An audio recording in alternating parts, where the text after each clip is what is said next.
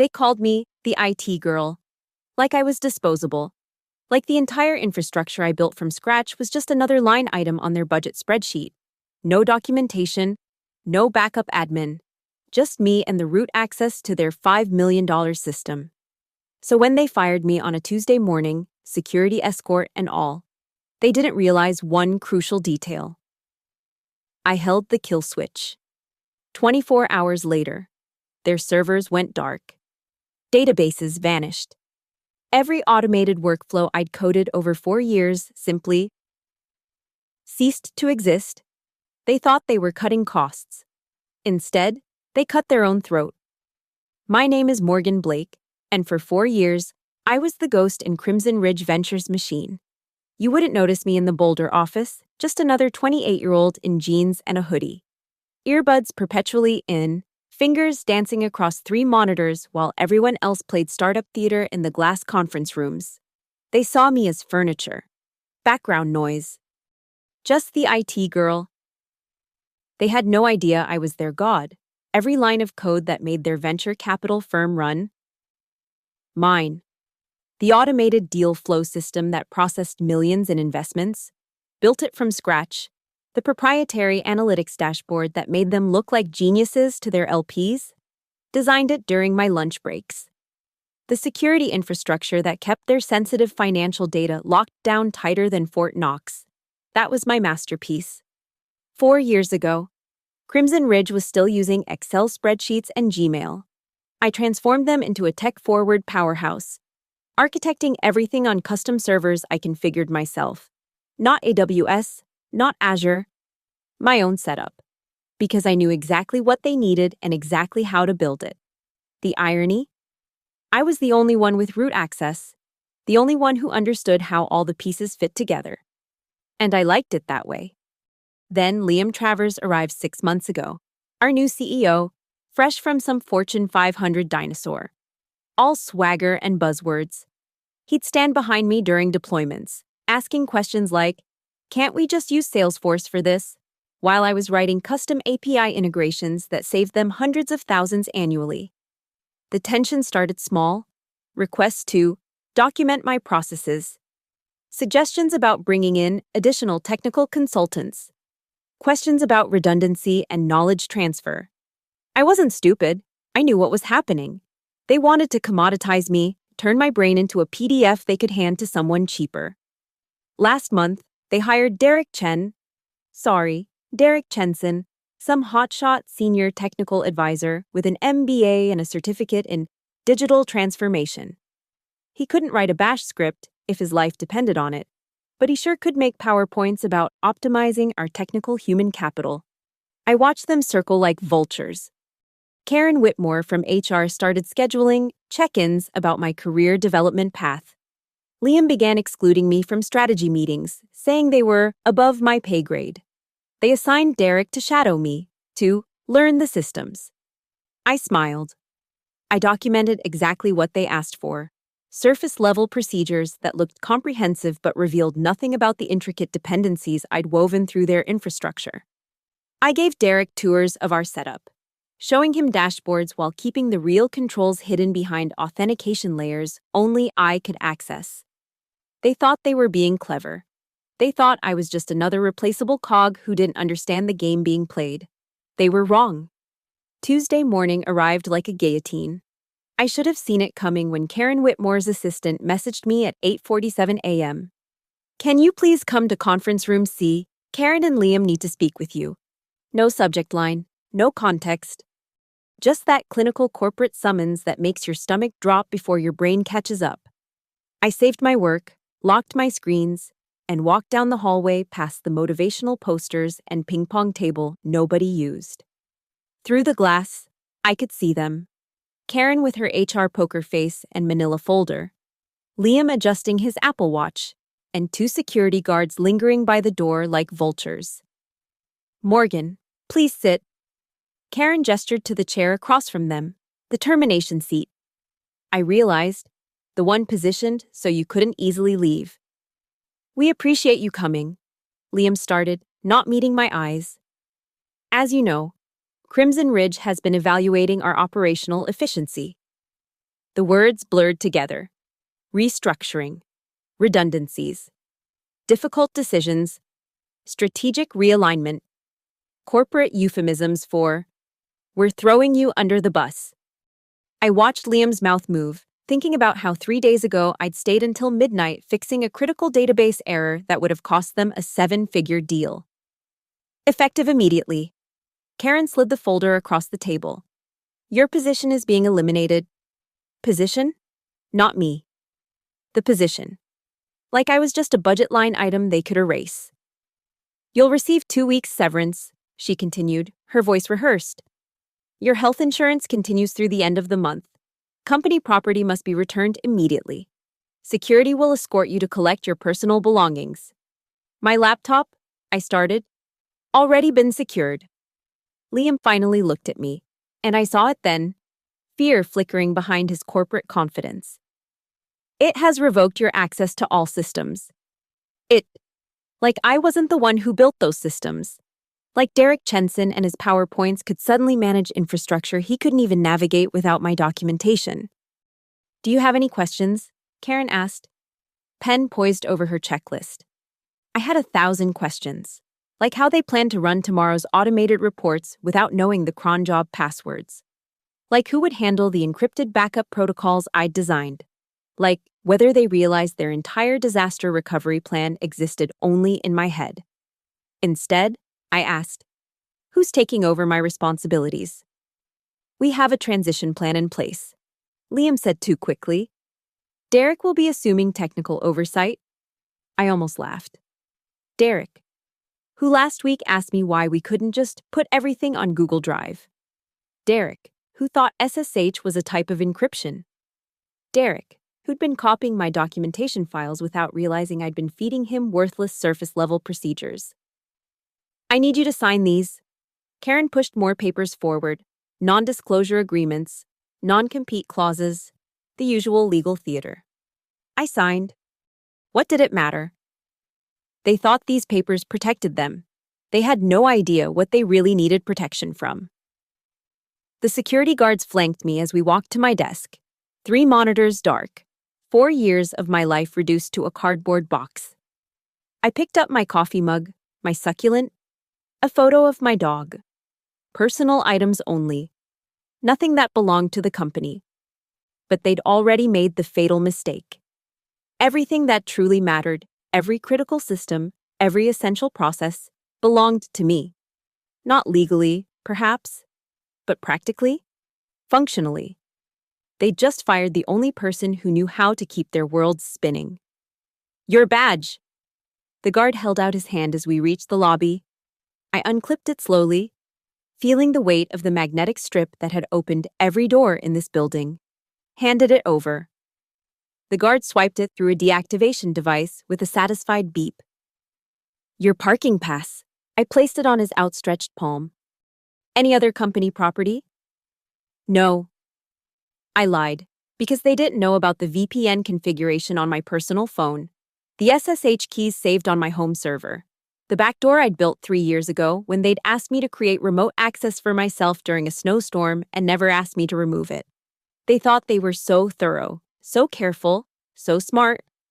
The Colorado morning air hit my face as the glass doors closed behind me. I stood on the sidewalk, box in my arms, watching through the windows as employees went about their morning, oblivious to what was coming. My phone buzzed. A LinkedIn notification. Derek Chenson has updated his profile, Senior Technical Director at Crimson Ridge Ventures. Senior Technical Director. My job. My systems. My creation? I smiled then. A real smile.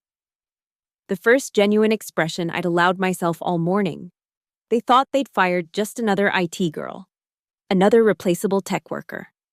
Another line item successfully eliminated from their balance sheet. They had no idea they'd just started the countdown to their own destruction. 24 hours, that's all I needed. I shifted the box to one arm and pulled out my phone, thumb hovering over an app icon that looked like a calculator but opened to something very different. Time to show them what happens when you fire the person who holds all the keys to your kingdom. My apartment had never felt smaller than when I set that cardboard box on my kitchen counter.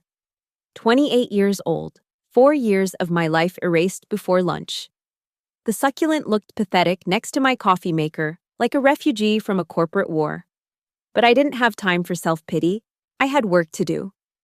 I descended into my home office, what my ex used to call the cave. 3 monitors, just like at work. But these ran Linux. Real systems. Not the sanitized corporate Windows environments Crimson Ridge insisted on. My personal server hummed in the corner, a black tower I'd built myself, hosting virtual machines and proxy connections they'd never dreamed existed. First things first, VPN up, not some commercial service, my own setup, routing through 3 different countries before hitting my target. I opened the calculator app on my phone, entered a specific sequence of numbers, and watched it transform into a terminal interface. Welcome back, root. My fingers found their rhythm on the mechanical keyboard.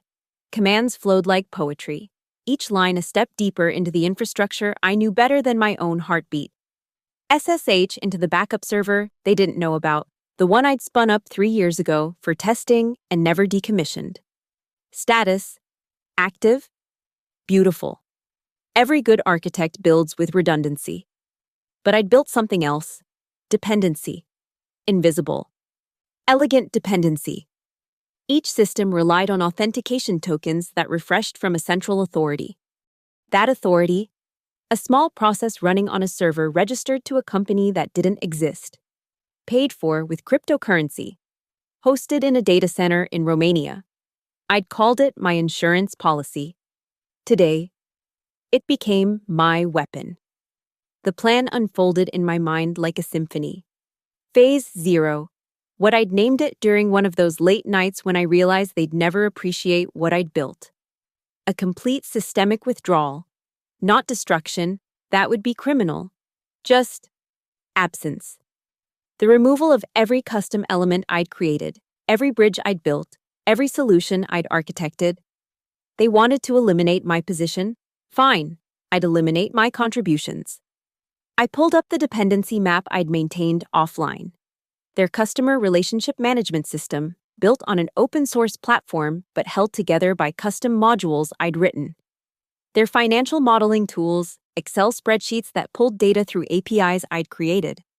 Their secure communications, encrypted using keys generated by my algorithms. My phone buzzed. A text from Rachel, one of the few coworkers I'd actually liked. OMG Morgan, just heard. This is such bullshit. You okay? I typed back, I'm fine. Good luck with tomorrow's reports. She wouldn't understand the warning. Back to work. I opened another terminal, connected to the Romanian server. The kill switch wasn't one button. That would be too crude. It was a cascade, a careful sequence that would look like natural system failure to anyone investigating. Step 1. Modify the token refresh cycle. Instead of generating new authentication tokens every 24 hours, set them to expire without renewal. Step 2. Adjust the API rate limits. Gradually throttle them down so services would start timing out. Step 3. Corrupt the encryption key distribution. Not delete, corrupt. Make them look like they'd degraded naturally. Step 4. Initiate a recursive permission change on the backup systems. Every file slowly losing its access controls. Like a digital Alzheimer's. My fingers paused over the keyboard. Was I really doing this? 4 years of building, creating, solving. About to vanish because some executive wanted to cut costs? I thought about Derek's smug face, Karen's rehearsed termination speech, Liam's cowardice. I thought about the nights I'd sacrificed, the weekends I'd worked, the problems I'd solved while they played golf and collected bonuses. I thought about them calling me just the IT girl. My fingers resumed typing. The beautiful thing about good code is that it's self-documenting. The terrible thing about my code is that I'd made sure only I could read that documentation. Every comment was encrypted, every variable name was obfuscated, every function was wrapped in layers of abstraction that made sense only if you'd built them yourself. I'd given them documentation, sure. Like giving someone a map of New York with none of the street names. Technically accurate, practically useless. The final command waited on my screen. Execute phase 0, Y byte N. I leaned back, looking at the blinking cursor. In 24 hours, every custom system would fail. Every integration would break. Every automation would stop. Not all at once, that would be suspicious. But like dominoes, each failure triggering the next, until their entire digital infrastructure collapsed under its own weight. They'd call it a catastrophic system failure. They'd blame outdated architecture, poor planning, maybe even me for not documenting properly. They'd never realize it was a feature, not a bug. I typed Y and hit enter. Phase 0 initiated. Time to cascade 23:59:59. The countdown began. I closed the laptop and poured myself a drink. Outside my window, Boulder carried on, oblivious. Somewhere across town, Crimson Ridge Ventures was still humming along, deals being made, emails being sent, systems running smoothly. For another 24 hours, anyway. I raised my glass to the empty room. To the IT girl, I said. May she rest in peace. Tomorrow, they'd learn the difference between firing someone and firing the person who was literally holding their company together. Tonight, I'd sleep better than I had in years. Wednesday morning arrived with deceptive normalcy. I woke at 7 a.m., not to an alarm, but to habit. No rush to check emails, no anxiety about server alerts. Just me, coffee, and a front row seat to the apocalypse I'd orchestrated. I opened my laptop at 8:30 a.m., connected through my VPN, and watched the cascade begin. 8:47 a.m., first domino. The authentication tokens expired on the email server. New messages stopped routing, sent items hung in limbo, across Boulder. Crimson Ridge employees were clicking send and wondering why nothing was happening. 8:52 a.m., the customer relationship management system lost connection to the database. 5 years of client data, deal histories, contact information, suddenly inaccessible. Not gone, just unreachable. Like having a fortune locked in a safe with no combination. 9:15 IZM. The financial dashboards flickered and died. Real-time profit-loss statements replaced by error messages. The beautiful visualizations I'd spent months perfecting now showed nothing but white screens and spinning wheels. I imagined Liam's face when he opened his morning reports and found nothing. 9:23 a.m. My phone rang. Rachel. I let it go to voicemail. 9:24 a.m. Another call. Derek this time. Interesting that he had my personal number. 9:27 a.m. Karen Whitmore. I almost answered that one, just to hear the panic. By 9:30 a.m., the cascade was accelerating. The API rate limits I'd throttled were causing timeout errors across every integrated system. The automated workflows that processed investment documents, analyzed market data, generated compliance reports, all grinding to a halt like machinery without oil. I pulled up Reddit on another screen, navigating to R Boulder, nothing yet. These things took time to leak. 10 a.m. The backup systems started their recursive permission failure. This was my masterpiece, a slow corruption that looked exactly like file system degradation. Derek would be scrambling now, trying to restore from backups that were encrypted with keys that no longer existed. My phone buzzed with texts. Morgan, urgent, please call back. Derek. Hi Morgan, we need to discuss transition items. Karen, call me now. Liam, 10:30 a.m. I made breakfast. Eggs over easy, toast, orange juice. Civilization might be ending at Crimson Ridge, but I hadn't eaten this well on a weekday in years. 10:45 a.m. The first Reddit post appeared. Anyone else's company having major IT issues today? Our whole system is down. 10:52 a.m. Twitter started lighting up. Crimson Ridge VC website is down. Are you guys okay? 11:00 a.m. The mother lode. Every cloud service synchronization failed simultaneously. Documents stopped syncing. Shared drives became islands. Collaborative tools turned into digital ghost towns. I'd designed it perfectly. Each failure looked unrelated, but they were all children of the same parent process. The token authority I controlled was the beating heart, and I'd stopped it cold. 11:15 a.m., local news picked it up. Boulder-based venture capital firm experiences major technical difficulties. Major technical difficulties. Like calling a plane crash, unexpected landing dynamics. 11:30 a.m. LinkedIn was beautiful. Derek's profile, so proudly updated yesterday, now flooded with comments. Hey Derek, heard CR is having issues. Need help? The vultures were circling. 11:45 a.m. An unknown number called. I answered. Morgan? A panicked voice I didn't recognize. This is James from the security team at Crimson Ridge. We need you to come in immediately. Paid consulting, whatever your rate. I don't work there anymore, I said calmly. Remember? Please, we'll pay triple. I hung up. Noon. The final phase. The encryption keys corrupted completely. Every piece of sensitive data, financial records, investor information, proprietary algorithms, now locked behind mathematical impossibilities. Not deleted, not stolen, just inaccessible. I opened a new browser tab and navigated to Crimson Ridge's investor portal. Error 404. Their main website followed suit 5 minutes later. 12:30 p.m. Local news had upgraded the story. Crimson Ridge Ventures suffers complete system failure, millions in assets potentially affected. My phone had stopped ringing. They'd either given up or were too busy fighting fires to keep calling.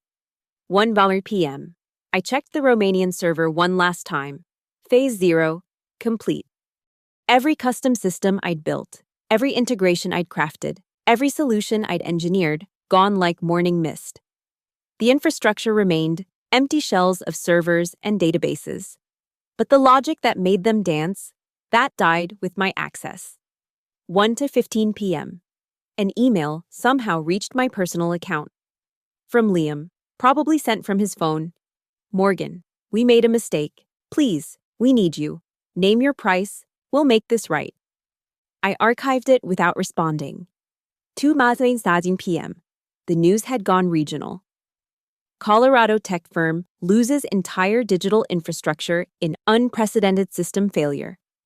Unprecedented, if only they knew how precedented it was, how carefully planned, how inevitable from the moment they decided I was expendable. I closed my laptop and stood by the window, watching Boulder carry on below. Somewhere out there, Derek was probably crying into his PowerPoints. Karen was updating her resume. Liam was explaining to investors how a company worth millions could simply stop working.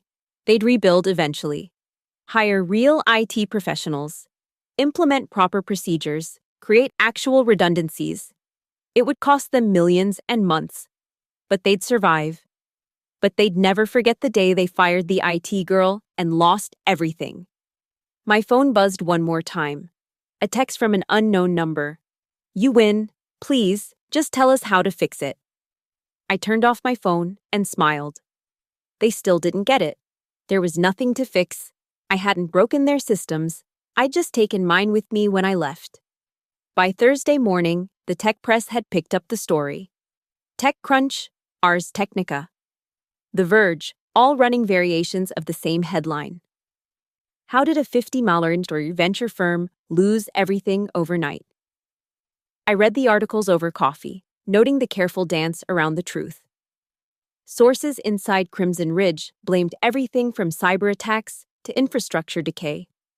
One brave soul suggested possible internal sabotage, but was quickly drowned out by experts pontificating about the dangers of technical debt and poor documentation practices. If only they knew how meticulously I documented everything in encrypted files only I could read.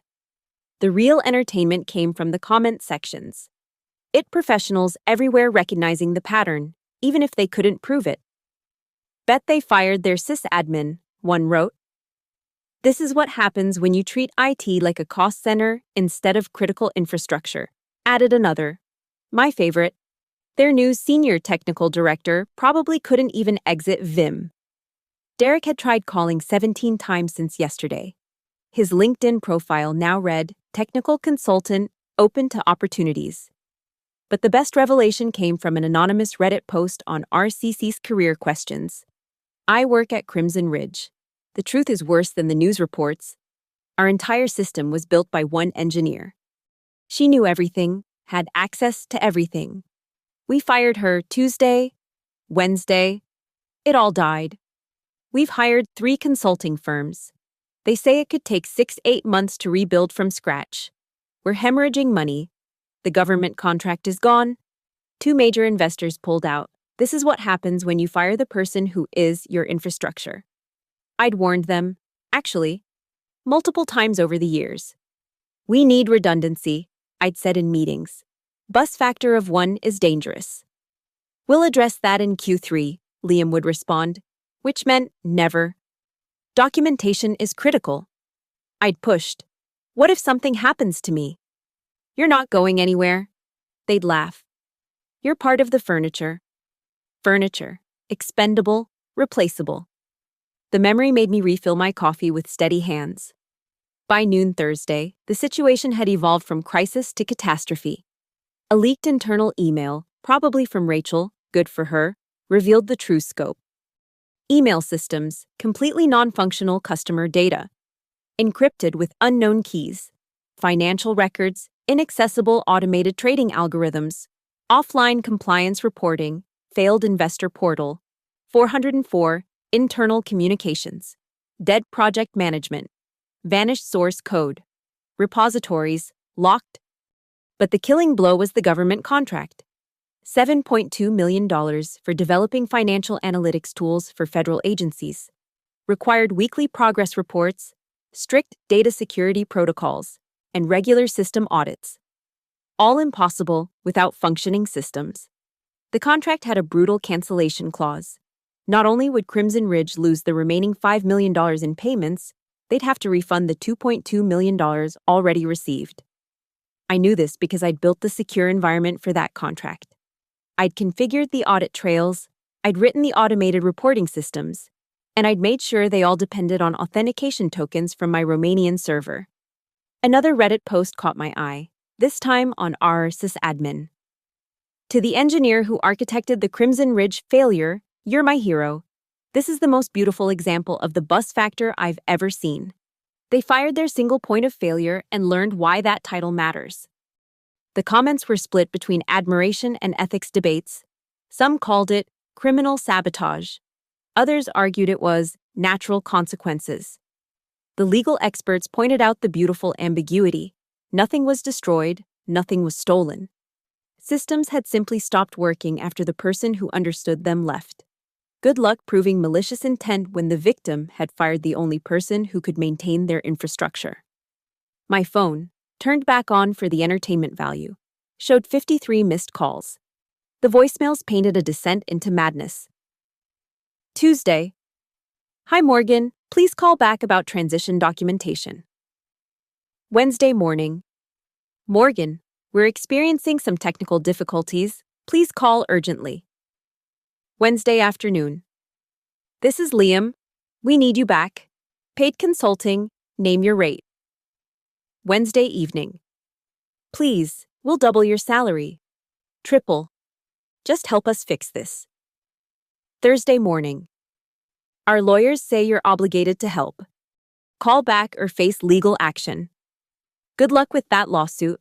I'd followed every termination procedure, returned all company property, signed their papers. The fact that their systems depended on infrastructure I'd built on my own time, with my own resources? That was their oversight, not my obligation. The best part was knowing they'd hired 3 consulting firms who were probably billing $500 an hour to tell them what I could have explained in 5 minutes. You can't rebuild a custom infrastructure without understanding how it was built in the first place. Every shortcut I'd taken to meet their impossible deadlines, every clever workaround I'd implemented to save them money, every optimization I'd crafted, all of it was now technical debt they couldn't pay.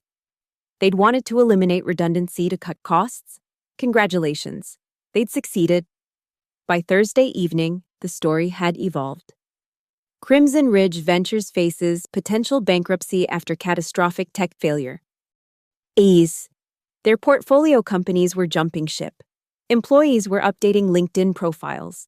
The board was calling emergency meetings, all because they'd decided the IT girl was expendable. I pulled up my terminal one last time, checking the Romanian server. Everything had executed perfectly. Phase 0 was complete. The kill switch had worked exactly as designed, not destroying anything, just removing the keystone that held their digital arch together. Tomorrow. Liam would probably make one last desperate call. I was almost looking forward to it. Friday afternoon. 72 hours since they'd escorted me out like a criminal. My phone had been silent for hours, the calm before the storm. I was reviewing job postings from companies that actually valued their technical talent when it rang. Liam Travers, personal cell. I let it ring twice before answering. Morgan. His voice was different. Gone was the corporate swagger, the CEO authority. This was a broken man. Liam, we need to talk. A pause. Please. We are talking. I mean in person. Meet me. Anywhere you want. Please, Morgan, I'm begging you. I'd never heard him beg for anything. Part of me wanted to hang up, let him marinate in the disaster he'd created. But curiosity won. Coffee shop on Pearl Street, 30 minutes. Thank you so much. I hung up. He was already there when I arrived, hunched over a table in the corner. 3 days had aged him 3 years. His usually perfect hair was disheveled, his designer shirt wrinkled. He looked up when I sat down, and I saw something I'd never seen in his eyes. Fear. You look tired, I said. Morgan, He stopped, started again. We fucked up. I fucked up. I sipped my coffee, waiting. The board is talking about criminal charges against me. Says I showed gross negligence in risk management. The investors are suing. We've lost $12 million in valuation in 3 days. $12 million? That's unfortunate. His hands shook as he lifted his cup. The consulting firms, they say it could take 8 months to rebuild, cost $7 million. Money we don't have because the government wants their $2 million back and we can't access our accounts to pay them. I said nothing. Derek quit yesterday, just walked out, said it was impossible. The other engineers are useless. They don't understand any of it. It's like trying to read a book in a language that doesn't exist. Sounds challenging. Morgan, please. He leaned forward. I know what we did was wrong. I know we treated you badly. But this is destroying people's lives. 43 employees, their families, their mortgages, their kids' college funds. The same 43 employees who watched security escort me out, who saw me treated like a criminal after 4 years of service. He flinched. That was my call. My mistake. But they don't deserve. What they deserve, I interrupted, is leadership that doesn't fire the person holding their entire company together. Name your price, he said desperately. Whatever you want, equity, title, salary, just make it work again. CTO, I said. Equal equity to you, double my previous salary. And Karen Whitmore goes. Hope flickered in his eyes. Done. All of it. When can you start? I laughed. Actually laughed. He looked confused, then desperate, then angry. You think this is funny? People's lives are. You still don't get it. I leaned back. There's nothing to fix, Liam. There's no magic button to press. No password to enter. The systems didn't break. They were mine. And I took them with me. That's theft. Sabotage.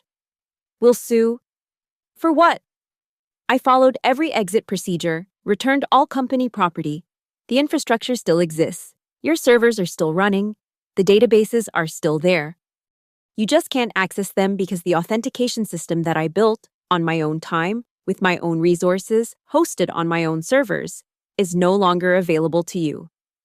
His face cycled through emotions like a slot machine. You planned this. I protected myself. You call it planning, I call it insurance. The documentation you gave us is completely accurate, like giving someone a recipe in Sanskrit. Not my fault you can't read it. You're destroying us out of spite? No. I stood up. You destroyed yourselves out of greed. I'm just the consequence you didn't calculate for. Morgan, wait. He grabbed my wrist. I looked down at his hand, then at his face. He let go. 43 families, he whispered. Should have thought of that before you fired the person protecting them. I turned to leave, then paused. You want some free advice? He nodded desperately. Start over. Hire real engineers. Pay them well. Treat them like the critical assets they are. Build redundancy, document everything, and never, ever have a bus factor of 1. That could take years. Should have thought of that Tuesday morning. I walked to the door, then turned back one last time. He was slumped in his chair, phone in hand, probably trying to figure out how to tell the board that their last hope had just walked away. Oh, and Liam? Next time you build a company on someone's shoulders, maybe don't kick their legs out from under them. The December air was crisp and clean. Somewhere behind me, a man was learning the difference between cost and value. Somewhere across town, a company was dying from a self-inflicted wound, and somewhere in Romania, a server hummed quietly, keeping its secrets. My phone buzzed. A text from a number I didn't recognize. Hi Morgan, I'm heading up technical recruiting at Dropbox. Heard you might be available. Can we talk? I smiled and typed back. I'm listening. I never saw Liam again after that coffee shop meeting. Never returned to the Crimson Ridge offices. Never looked back. But I watched from a distance as the inevitable unfolded. Monday's headlines were brutal. Crimson Ridge Ventures files for bankruptcy protection. The accompanying photo showed Liam being escorted from the building, his own cardboard box in hand. Poetic justice has a sense of humor. Karen Whitmore's LinkedIn updated quietly, seeking new opportunities in human resources. No mention of her 4 years at Crimson Ridge. Some histories are better erased. Derek Chenson disappeared from the tech scene entirely. Last I heard, he was teaching Introduction to PowerPoint at a community college in Wyoming. Turns out his digital transformation certificates weren't much help with actual digital systems.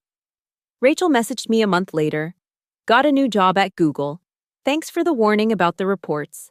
I knew something was wrong when you said good luck instead of see you tomorrow. You saved my ass. At least someone had listened. The lawsuits came, of course. 17 different legal teams trying to prove I'd committed some crime. Sabotage, theft, corporate espionage. They threw everything at the wall, hoping something would stick. Nothing did. My lawyer, paid for with my new Dropbox signing bonus, had a field day. Every accusation fell apart under scrutiny. I'd followed their termination procedures to the letter, returned their property, signed their documents. The fact that their company couldn't function without systems I'd built on personal infrastructure? That was a management failure, not a criminal act. The judge's ruling was beautiful in its simplicity. The plaintiff's inability to maintain systems after terminating their sole technical resource represents a failure of corporate governance, not criminal malfeasance by the defendant. Translation: you fired your IT department, deal with the consequences. 6 months later, I was leading a team of 12 engineers at Dropbox. Real engineers. People who understood that technology isn't overhead, it's the foundation everything else is built on. My first act was implementing a bus factor policy. No critical system could depend on fewer than 3 people. I thought about Crimson Ridge sometimes, usually at 2 a.m. when I was fixing some critical issue, remembering how they'd never appreciated those late-night saves. The building was a WeWork now. Their portfolio companies had scattered to competent firms. 43 people had found new jobs, hopefully with companies that valued them properly. The tech world had learned a lesson. Packaged in headlines and Reddit threads, don't fire the person who holds your keys. But the real lesson was simpler. Respect the people who build your world. A year later, I received one final message. Not from Liam or Karen or Derek, but from James, the security guard who'd escorted me out that Tuesday morning. Ms. Blake, you probably don't remember me, but I walked you out that day. I want to apologize. It wasn't right. And I wanted you to know. When everything fell apart, and they couldn't make payroll, you were the only one who'd made sure the security team's direct deposits were automated through a separate system. We got our last 3 paychecks because of you. Thank you. I read it twice, then archived it in a folder labeled Vindication. They'd called me paranoid for building those redundancies. Turns out, I was just protecting the people who'd treated me like a human being. My laptop screen glowed in the darkness of my new office, a real office, with windows and respect and a title that matched my contributions. I opened my IDE and looked at the code I was writing. Clean, documented, shared with a team that understood its value. No kill switches this time. No need for them. When you're valued, you don't need insurance policies. When you're respected, you don't need revenge. But sometimes, just sometimes, the universe hands you the perfect opportunity to teach someone the difference between cost and value. And when it does, you take it. I pulled up my terminal one last time, connected to that Romanian server. One final command, sudo rm rf var www kill switch. The last evidence disappeared into the digital ether. Case closed. Lesson taught. Justice served. They'd fired the IT girl. She'd taken her whole world with her. And somewhere in Boulder, Colorado, the ghost of Crimson Ridge Ventures served as a warning to every executive who thought technology was just another budget line to cut. The cursor blinked on my screen, waiting for the next line of code. I smiled and started typing. This time, I was building something that would last. This time, I was building it for people who understood its worth. Thank you so much for listening to this story. I'd love to know where you're listening from. Drop a comment below and let's connect. If you enjoyed this tale of tech revenge, please subscribe to the channel and share your thoughts. Have you ever witnessed or experienced something similar in your workplace? Let me know in the comments.